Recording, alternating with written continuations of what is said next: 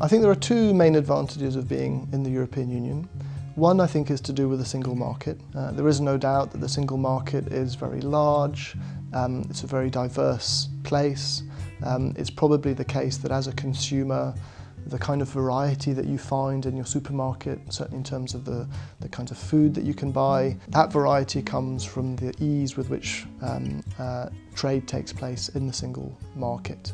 So I think that's an important advantage. The second one, I think, is that we live in an age where international affairs is very important, where being able to take part in big international meetings is very important, being able to negotiate at the international level is important. And the European Union together, as a bloc of 28 member states, probably has more influence than any individual member state on its own. And so from the perspective of foreign affairs, it can give, I think, especially the small member states, countries like Austria, Ireland, Slovenia, it gives them much more clout in international affairs than they'd have otherwise.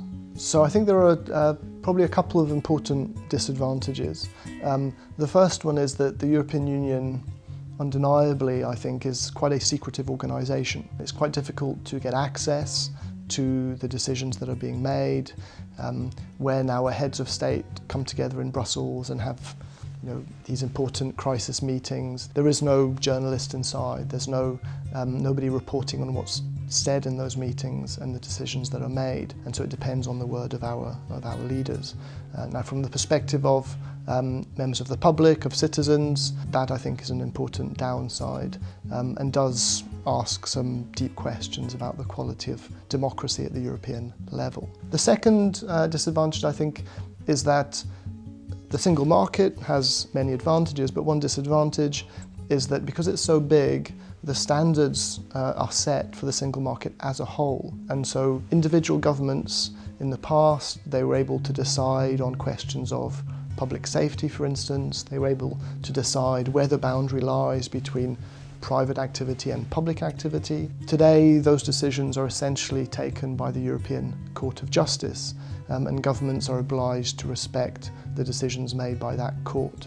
And that, again, I think has some implications for democracy and also for the ability of individual countries to really manage their own economic and social affairs properly.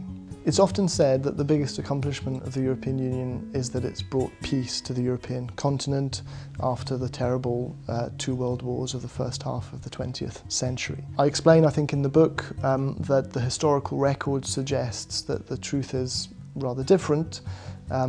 Peace in Western Europe came largely as a result of the economic boom that broke out in the early 50s into the 1960s. So I would say that the European Union is an outcome of peace rather than a cause of peace. I think, in my view, the main accomplishment of the European Union is that it has given us an idea of something called Europe.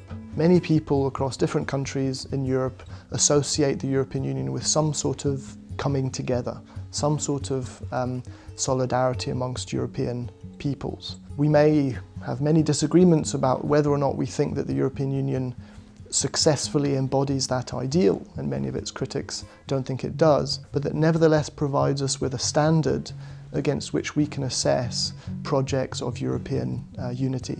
And that standard, I think, is one that we should welcome.